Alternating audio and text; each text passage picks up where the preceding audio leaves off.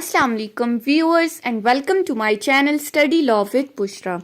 So today is our fourth lecture on the Law Gate syllabus, and in today's video we are going to discuss section 47 and section 75 of Civil Procedure Code 1908. But before starting the discussion, I request you all to please subscribe to my channel and don't forget to press the bell icon for latest updates. Do share this video with your friends and don't forget to comment your feedback. So let's move towards the discussion. Section 47 और 75 दोनों ही बहुत ज़्यादा important sections हैं, लिहाजा आपने attentively इस video को सुनना है ताकि इजीली आपको ये सेक्शन समझ में आ जाएं। अब तक लॉ गेट के सिलेबस के अकॉर्डिंग हम सेक्शन 1 से सेक्शन 20 तक डिस्कस कर चुके हैं। आज की वीडियो में हम ये दो इंपॉर्टेंट सेक्शन डिस्कस करेंगे। So starting from section 47। Section 47 की अगर आप टाइटल को देखें तो इसके टाइटल क्या कहता है? Questions to be determined by the court executing the decree. अब यहाँ डिक्री की एग्जीक्यूशन की बात आ गई है कि डिक्री का इजरा किस तरह से होता है। Section 47 the most important section regarding the law get MCQs. अच्छा, सबसे पहले एक सूट फाइल होता है, उसके बाद एविडेंसेस रिकॉर्ड इश्यूज फ्रेम हुए, एविडेंसेस रिकॉर्ड हुए, कोर्ट ने डिक्री पास की। अब ये डिक्री पास होने के बाद का जो प्रोसीजर है सेक्शन 47 इसको डिस्कस कर रहा है। क्या कहता है कि जितने भी क्वेश्चंस अराइज होते हैं during the execution of decree, उन तमाम क्वेश्चंस को डिटरमिन कौन करेगा, डिसाइड कौन करेगा? वो कोर्ट जो डिक्री की एग्जीक्यूशन कर रही है, यानी कि एग्जीक्यूटिंग कोर्ट। उसके लिए आपको सेपरेट सूट फाइल करने की जरूरत नहीं है। सेक्शन 47 बेसिकली ये कह रहा है। अब अगर हम इनकी क्लॉजेस को डिस्कस करें तो क्लॉज 1 क्या कहती है? All the questions arising between the parties in a suit. यहां पर क्या बात हुई है? ऑल द क्वेश्चंस, जितने भी क्वेश्चंस जो अराइज हो रहे हैं किन के दरमियान? उन पार्टीज के दरमियान जो सूट का हिस्सा हैं। वो तमाम पार्टीज जो सूट का हिस्सा हैं उनके दरमियान जितने भी क्वेश्चन अराइज हो रहे हैं। कौन सी पार्टीज? जिनके अगेंस्ट कोई डिक्री पास हुई है, जिनके लिए कोई कोर्ट ने डिक्री पास किया, ऑब्वियसली एक के फेवर में और एक के अगेंस्ट में, या फिर ये पार्टीज या फिर इनके रिप्रेजेंटेटिव क्या है? जो इनको रिप्रेजेंट कर रहे हैं। इन पार्टीज के बिहाफ पे अगर कोई बंदा आया, in case of the death of any party, वो कोई भी हो सकता है, उसके लीगल हेयर्स भी हो सकते हैं। तो अगर ऐसे पार्टीज या इन रिप्रेजेंटेटिव के दरमियान किसी किस्म का कोई क्वेश्चन अराइज होता है, किससे रिलेटेड? रिलेटिंग टू 3 चीजें बताई हैं। Firstly execution, second discharge and third one is satisfaction of decree. अगर इन तीनों सिचुएशंस में, इन तीनों से रिलेटेड कोई क्वेश्चन अराइज होता है, एग्जीक्यूशन, डिस्चार्ज या सेटिस्फैक्शन ऑफ डिक्री से रिलेटेड किसी भी किस्म का कोई भी क्वेश्चन जो पार्टीज के दरमियान अराइज होता है या उनके रिप्रेजेंटेटिव के दौरान, तो आगे लिखा हुआ है shall be determined bye. Mandatory provision है, कोर्ट के लिए मस्ट है। कौन सी कोर्ट के लिए? वो कोर्ट जो डिक्री को एग्जीक्यूट कर रही है। एग्जीक्यूटिंग कोर्ट के लिए मस्ट है कि वो इन क्वेश्चंस को डिटरमिन करेगी। सिंपली आपने इसके लिए एक एप्लीकेशन फाइल करनी है, इसके लिए आपको सेपरेट सूट फाइल करने की जरूरत नहीं है। सो क्लॉज 1 के अकॉर्डिंग जब कभी पार्टीज के दरमियान जो सूट का हिस्सा हैं या उनके रिप्रेजेंटेटिव के दौरान किसी भी किस्म का क्वेश्चन अराइज होता है रिगार्डिंग द एग्जीक्यूशन, डिस्चार्ज और सेटिस्फैक्शन ऑफ डिक्री, तो उसको एग्जीक्यूटिंग कोर्ट डिटरमिन करेगी। उसके लिए सेपरेट सूट फाइल करने की जरूरत नहीं है। क्लॉज 2 में आ जाएं। क्लॉज 2 कहता है द कोर्ट में। अब यहां मैंडेटरी प्रोविजन नहीं है, कोर्ट की डिस्क्रिशन है, मे और may not. The court may, subject to any objection as to limitation or jurisdiction। अब कभी कोर्ट की लिमिटेशन या जुरिस्डिक्शन से रिलेटेड कोई ऑब्जेक्शन रेज हो जाती है कि फलां कोर्ट के पास तो इख्तियार समात ही नहीं है, या लिमिटेशन से रिलेटेड कोई क्वेश्चन अराइज हो जाता है, तो वो कोर्ट जिसमें ये ऑब्जेक्शन रेज की गई है वो क्या करेगा?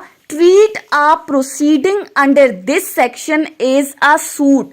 वो इस सेक्शन के अंडर होने वाली जितनी भी प्रोसीडिंग है, यानी जो एग्जीक्यूशन प्रोसीडिंग्स है, उनको सूट के तौर पर डील कर सकता है। बाकायदा दावे के तौर पर कोर्ट की ये डिस्क्रिशन है, मैंडेटरी नहीं है। वो कोर्ट इसको एज अ सूट डील कर सकता है, मीन्स टू से कि वो उसमें इश्यूज भी फ्रेम कर सकती है, एविडेंसेस भी रिकॉर्ड कर सकती है, इन केस अगर नेसेसरी है, अगर जरूरत पड़ती है, क्योंकि वो उस प्रोसीडिंग्स को दावे के तौर पर डील कर रही है।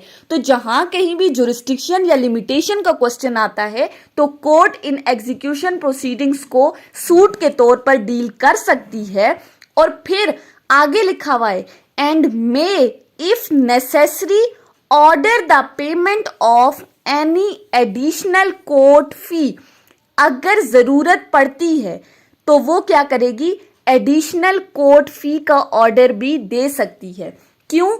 अब क्योंकि कोर्ट एग्जीक्यूशन प्रोसीडिंग्स को सूट के तौर पर डील कर रही है, दावे के तौर पर डील कर रही है। अब जब ऑब्जेक्शन रेज होती है जुरिस्डिक्शन या लिमिटेशन से रिलेटेड, तो कोर्ट ने क्या किया, प्रोसीडिंग्स को दावे के तौर पर डील किया। तो जब दावे के तौर पर डील करती है तो फिर उसमें वो ऑर्डर कर सकती है कि इसके साथ आप एडिशनल कोर्ट फी भी लगाएं।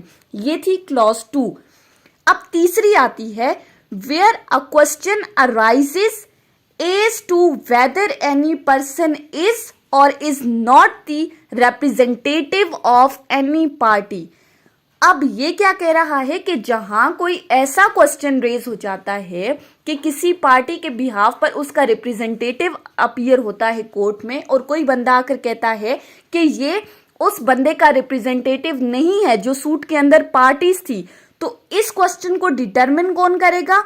इस सेक्शन के पर्पस के लिए इस क्वेश्चन को भी एग्जीक्यूटिंग कोर्ट ही डिटरमिन करेगी कि फलां बंदा उस पार्टी का रिप्रेजेंटेटिव है या नहीं। ये तमाम किस पर आ जाती है जिम्मेदारी? एग्जीक्यूटिंग कोर्ट पर आ जाती है। सो अगर हम सेक्शन 47 को समराइज करें तो इसकी क्लॉज 1 कहती है कि पार्टीज के दरमियान या उनके रिप्रेजेंटेटिव के दौरान अगर एग्जीक्यूशन, डिस्चार्ज या सेटिस्फेक्शन ऑफ डिक्री से रिलेटेड कोई क्वेश्चन अराइज होता है तो उसको एग्जीक्यूटिंग कोर्ट डिटरमिन करेगी। उसके लिए सेपरेट सूट फाइल करने की जरूरत नहीं है, बल्कि आप एक ऑब्जेक्शन पिटीशन रेज कर सकते हैं।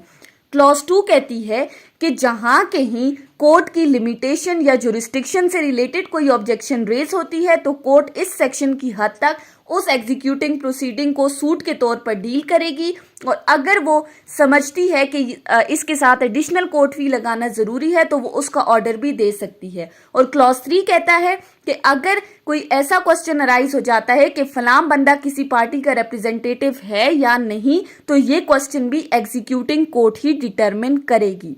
ये था सेक्शन 47। उसके बाद आ जाते हैं सेक्शन 75 के ऊपर। सेक्शन 75 डील करता है power of court to issue commission. ये सेक्शन 75 का टाइटल है कि कोर्ट के पास ये पावर है कि वो कमीशंस इशू कर सकती है।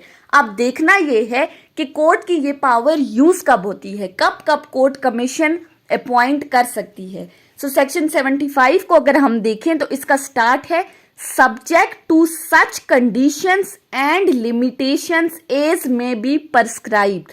यानी कि अगर कहीं पर कोई कंडीशन या लिमिटेशन लगाई गई है इस कमीशन से रिलेटेड, अब वो कंडीशन और लिमिटेशंस कहाँ पर लगाई हुई है? ऑर्डर 26 के अंदर प्रॉपर प्रोसीजर बताया हुआ है, प्रॉपर सिचुएशंस बताई हुई हैं कि कब कब इनकी पावर्स को लिमिट कर दिया गया है। उसके साथ हमारा कंसर्न नहीं है, हमारा कंसर्न जस्ट 75 सेक्शन के साथ है। तो इन तमाम कंडीशंस को मद्देनजर रखते हुए कोर्ट क्या कर सकती है? कमीशन इशू कर सकती है। अब सेक्शन 75 ने ये तो कह दिया कि कोर्ट ने कमीशन इशू करना है, उसके साथ आगे वो सिचुएशंस बता रही है, वो सर्कमस्टांसेस बता रही है कि कब कब कोर्ट कमीशन इशू कर सकता है। अब ये हमने देखना है कि वो सिचुएशंस कौन सी हैं। सिचुएशंस को देखने से पहले कमीशन बेसिकली है क्या, कमीशन अपॉइंट क्यों किया जाता है? कमीशन हम कह सकते हैं कि कोई भी ऐसा ऑर्डर जिसमें आप किसी स्पेसिफिक बंदे को कोई ड्यूटीज या कोई एक्ट परफॉर्म करने के लिए कह रहे हो। नॉर्मली कोई एक बंदा भी जा सकता है, या कोर्ट अपनी तरफ से चाहे तो 2 या इससे ज्यादा बंदों को भी अपॉइंट कर सकती है regarding the investigation of the occurrence. अब कमीशन कोर्ट ने अपॉइंट कर दिया, अपनी मर्जी से जितने चाहे बंदों को वो अपॉइंट कर सकती है। अब वो कब कब अपॉइंट करेगी, किन किन सिचुएशंस में?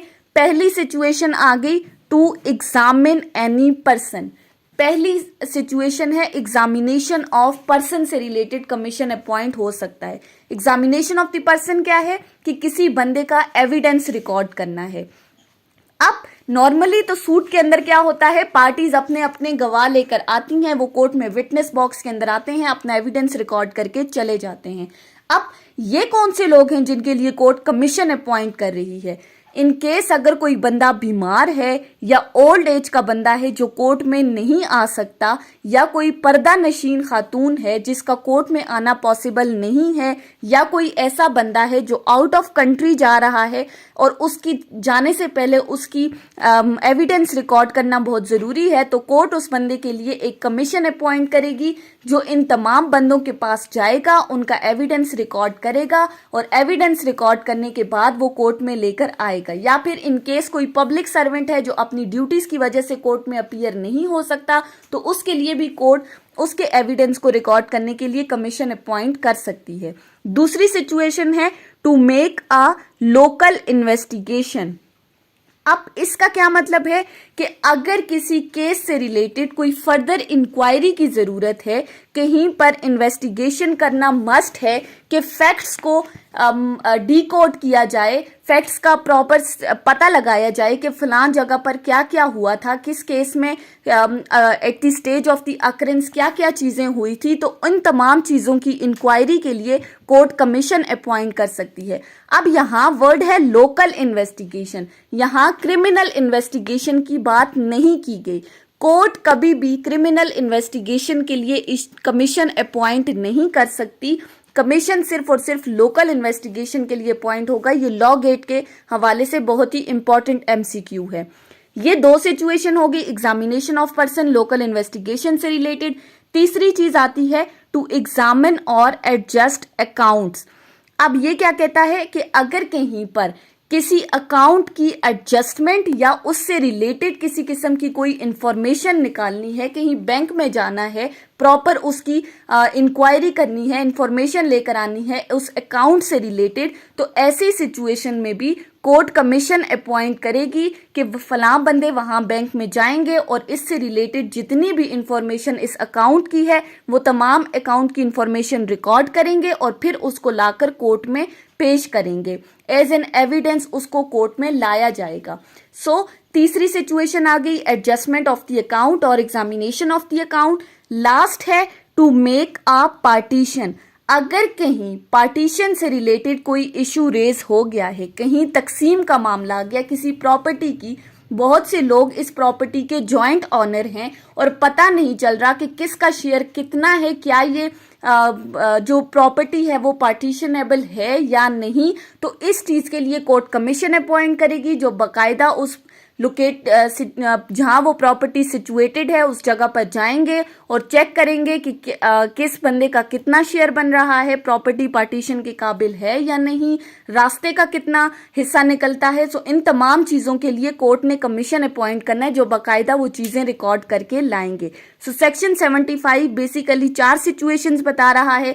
एग्जामिनेशन ऑफ पर्सन टू से किसी बंदे का एविडेंस रिकॉर्ड करना है। Second, to make local investigation, अगर किसी केस में फर्दर इंक्वायरी करनी है तो उसके लिए। थर्ड, एग्जामिनेशन और adjustment of the accounts. And the last one is to make a partition. Partition के केस में भी कोर्ट कमीशन अपॉइंट कर सकती है। सो ये थी हमारी आज की डिस्कशन सेक्शन 47 और सेक्शन 75 के ऊपर, जो कि बहुत ही इंपॉर्टेंट सेक्शंस हैं। आई होप कि आपको ये सेक्शन समझ में आए होंगे अगर आपने इस वीडियो को अटेंटिवली सुना है तो। अगर आपको ये वीडियो अच्छी लगी है तो इस वीडियो को लाइक करें, कॉमेंट करें, चैनल को सब्सक्राइब करना ना भूलें और ज़्यादा से ज़्यादा अपने फ्रेंड्स के साथ शेयर करें।